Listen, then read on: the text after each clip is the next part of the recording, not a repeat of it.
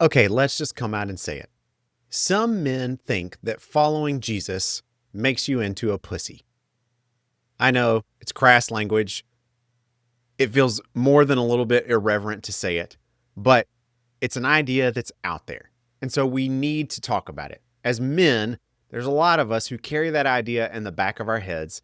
And so we need to actually address the fact that does being a follower of Jesus make me weak? Does it somehow make me soft? Or is what I'm supposed to be as a follower of Jesus a man who is weak and soft and not thought of well by other men? Because honestly, I think a lot of men fear that that's what we're being asked to do if we're going to follow Jesus. My name's Don. I'm here with you on the Manhood Tribe show, and we have been talking for the past several weeks now about this idea that Jesus is the man most worth following. But we're running into this problem, which is that most of us, when we think about Jesus, don't really think of a man that we want to follow. We might think of a holy figure that we want to follow, a religious teacher that we want to follow, but we don't think of Jesus as a man that we want to follow. And for a lot of us, that stops us in our tracks. If we're going to be honest, we want to be men. We want to be thought of as manly men. And if following Jesus causes us to have to compromise on that, for some of us, that's too much of a sacrifice. That's too much to ask. We're not willing to give that up. That might come in the form of some things that our culture considers to be toxic, like wanting to chase around women or wanting to be the guy who, thinks a lot about his physique and how intimidating and aggressive he can be. Some of those things aren't necessarily good as men anyway, so it might be right for us to give those up. But in giving those things up, does it mean that we can't be a man who wants to love a woman and be thought of as manly by women? Can it mean that we have to give up pursuing having a really good physique and being strong and muscular or even imposing a little bit with our physique? Does it mean that we have to give up some of those manly kinds of things that our culture considers to be manly in order to be a follower of Jesus? I don't think that it really does.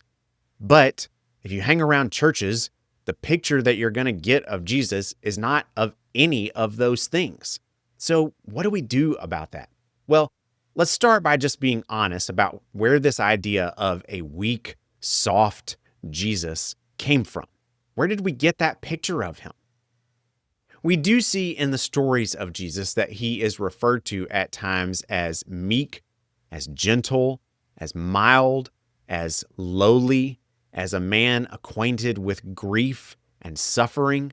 So there is some of this picture of Jesus that is kind of down and out, a little bit on the softer side of the way that he dealt with relationships. He was humble and typically not confrontational. And so we just kind of see this man who doesn't appear in any way to be like the bull in the china shop. He doesn't seem to be a man who pushes his weight around to get his way. He doesn't seem to be a man that, tries to be intimidating. And yet, at the same time, we do see a man who is fiercely respected, a man whose followers very desperately wanted to be like him and hung on every word that he had to say. We also see a man who regularly got himself into trouble, who wasn't afraid to use words that he knew were either going to pick a fight with the authorities around him or really anger the people around him in a way that they not only were upset with him, but even at times tried to kill him. This was a guy who seems like he didn't always choose his words wisely, although, of course, we know he was choosing his words wisely. It just meant that for him, choosing his words wisely was also a very aggressive thing to do. He would pick a fight and do it on purpose. This was a guy who wasn't really just meek and mild and soft and weak. This was a guy who was sort of aggressive and confrontational and probably came across as a little bit arrogant or self-deluded or, even at times like he knew better than everybody else did or somehow that he was right and everybody else was wrong. These are pictures that we rarely, if ever, hear about Jesus. But the people in Jesus's day, maybe and especially the ones who weren't his followers, this was very definitely the impression that they had of him. Jesus was their antagonist. He was the guy that was kind of seen as the enemy. He was the one they were trying to put down. He was seen as starting a rebellion. He was seen as a rioter and as a leader of rebels. This is not the kind of guy that sounds like soft and weak and meek and mild. Like, that leads a rebellion? Not the same kind of guy. And yet, that's exactly who Jesus was. He was contrary to a lot of these ideas that we have of him. But those ideas, even though that they are in the scriptures, they're probably even more commonly in our pictures and in our images, in our artwork, in our film. All of our depictions of Jesus, especially in the modern West, in the English-speaking world in particular, tend to be pictures of Jesus that paint him with very soft lighting and flowing hair, and he's often holding sheep or walking through some countryside with sweet, innocent children. He, very delicately puts his hand or his arm on women. He tilts his head in a way that makes him look soft. All of these things are the images that we have of Jesus. And so it's no wonder that our just kind of like common perception of Jesus is of a man who is just sort of soft and sweet. But again, the pictures of Jesus that actually come from the stories about him are anything but that. It's our art and our imagery that have depicted him in that way and have failed to depict him in all the other ways that he shows up in those same stories that can make him seem as a more well-rounded man, as a fully fledged person who actually lived and had a real life and wasn't just this like idealized, almost cartoonish religious leader figure. Jesus was a man, and he lived as a man and like a man. He did manly things, and he interacted with people in ways that really only men would do. So when we think about the kind of life that Jesus lived, and therefore the kind of life that we not only need to live, but can live, it is a life that is very manly.